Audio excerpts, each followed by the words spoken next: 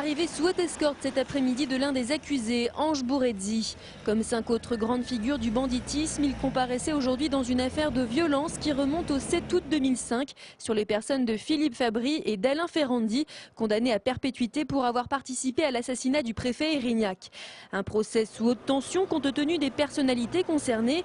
Seulement sur les 5 prévenus, 2 sont présents, Ange Bourredzi et Didier Cadet encore incarcérés.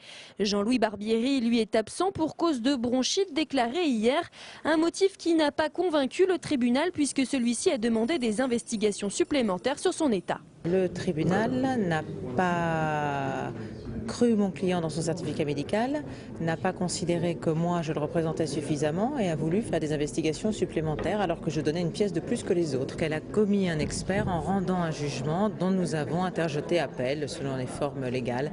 Et je pense que le tribunal effectivement n'avait pas perçu qu'il pouvait y avoir des incidences de droit à la décision qu'elle a rendue ce matin. Suite à la nature de la décision rendue par le tribunal, celui-ci est contraint de renvoyer l'affaire. Le tribunal a rendu un jugement qui ne mettait pas fin à la procédure, mais qui était un jugement tout de même.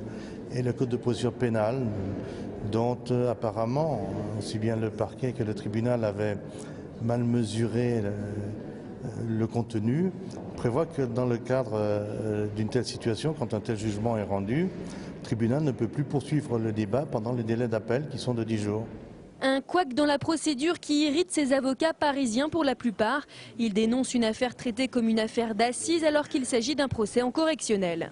Le tribunal de Troyes a traité cette affaire avec un sort tout à fait particulier parce que vraisemblablement les victimes de départ étaient des personnalités entre guillemets connues et qu'ils n'ont pas voulu prendre le moindre risque de ce que l'on puisse dire que les assassins du préfet Erignac, on se permettait de leur faire un sort particulier. Je pense que le début de l'histoire il est là, mais franchement Troyes a laissé un sort très particulier à ce dossier et pas normal.